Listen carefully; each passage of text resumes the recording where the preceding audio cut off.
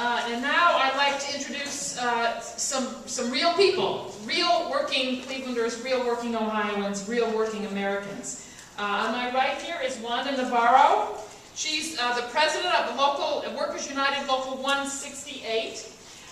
Here over to my left is Michael Kilbane, Iron Mike Kilbane from Ironworkers Local 17. And again on my right is Ed Rico from the Steelworkers, who has recently lost his job permanently. So I want to, these are the folks that you're going to hear from. They have very, very compelling stories. And I first want to bring up Wanda Navarro.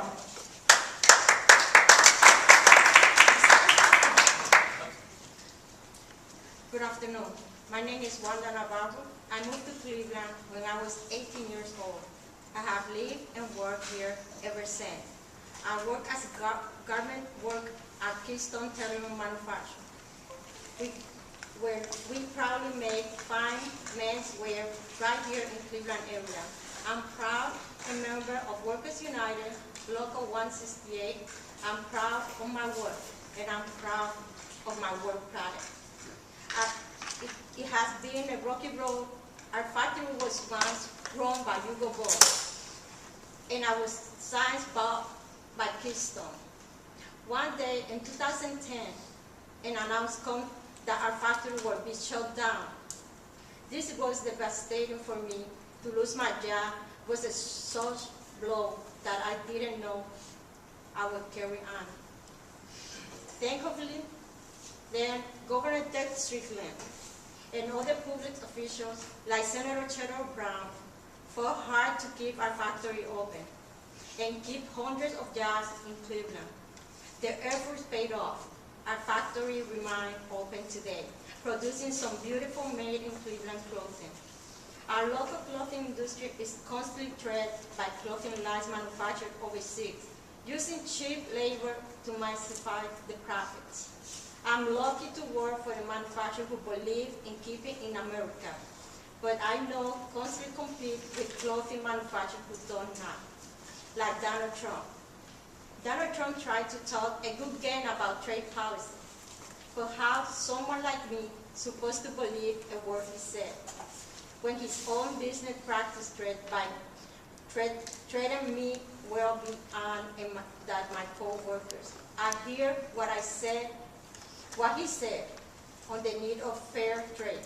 Then I look what he does, and it just don't make any sense.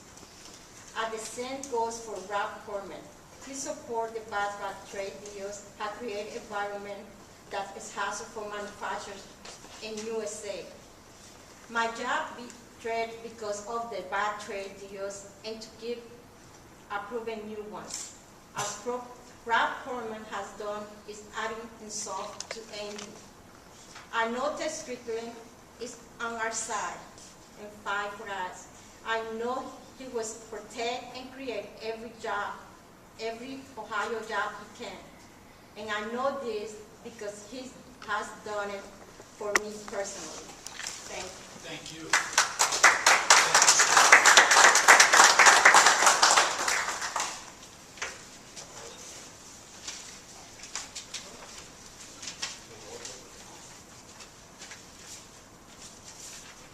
Good afternoon. My name is Michael Kilbane. I'm a lifelong Clevelander and a proud 26-year member of Ironworkers Local 17, Cleveland, Ohio. I, along with my sisters and brothers in the Cleveland building trades, have built this great and beautiful city, including all of the venues that the Republican National Convention will be using. Like all Clevelanders, I welcome the RNC to Plant City, and I hope they all can see why we all love it so much. I'm troubled, however, that the Republican Party has found its way to nominating Donald Trump as their candidate for president. We've all heard Mr. Trump's attempted appeal to working people as a candidate that has our back. It's a ruse, a smokescreen, faux populism, a sad attempt to divide the working class of this country. This man is a card-carrying member of the American ruling class, and he always has been. Someone who has only known privilege and entitlement his entire life. Someone who values his own personal gain and profit above any other consideration and will do anything to ensure that it continues to grow. A close look at Trump's record as a businessman shows that he would more quickly stab working people in the back than anything else. As a union construction worker, I take issue with Donald Trump's relationship with union labor. It has been well documented that Trump fights the efforts of workers who try to organize his casinos, hotels, and restaurants. What is less known is how he has stood against the very working people that built the buildings that house these businesses. Mr. Trump has come out recently and said that he is 100% right to work in poverty, that is. The International Brotherhood of Electrical Workers, the IBEW, recently released some data on how often Mr. Trump has used union labor to construct his buildings. And the data shows that he has avoided hiring union labor as often as he possibly could. In strong union areas, such as New York, New Jersey, and other places where organized labor still dominates the workforce, and he is forced to use union, he has made a practice of stiffing the contractors for pay over and over again. That's the kind of businessman that this man is. Again, he puts profits over people over and over. Some people think Donald Trump is a complicated man, but in my view, this election is anything but complicated. I grew up in a home where trade union negotiated wages in exchange for hard and sometimes very dangerous work. Put roofs over our heads, food on the table, and afforded my family access to health care. I've supported my own children through the same means. And I would really appreciate a candidate that supports and even encourages my right to organize, to negotiate for fair pay and for a safe workplace. Trump's support for right to work speaks volumes about his disrespect for working people. As he joins the extremist members of his party, in trying to undermine unions and the working people that comprise them, he undermines his own argument that he is for working men and women of America. The bottom line has been and continues to be that Donald Trump is out for nobody but himself. Hillary Clinton, on the other hand, is committed to investing in our country and our workforce. Her infrastructure plan will put us back to work in a meaningful way and improve our country physically and economically, as President Obama's stimulus has done. Hillary Clinton is the candidate who does not view labor as a cost to be cut. Rather, she views working people as a worthy investment in the future. She understands that hard-working people are facing in this economy, what people are facing in this economy, and I trust her to have my back when it counts. Hillary is committed to protecting our collective bargaining rights, certainly in contrast to Donald Trump, who has assailed them often only to enrich himself.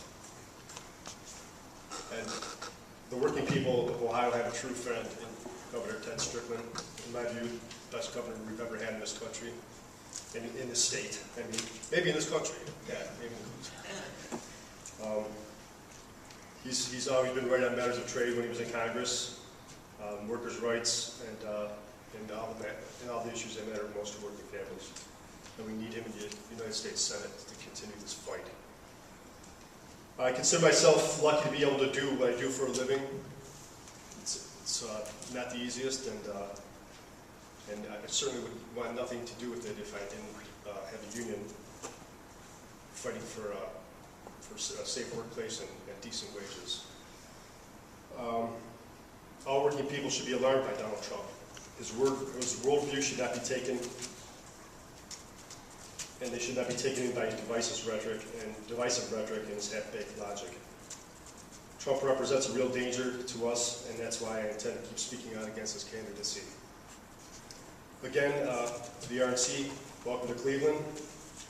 I hope the attention that the RNC brings here will show how great this city really is. And I hope at least some of the spotlight will be on the working men who built it and make it run every day. Thank you.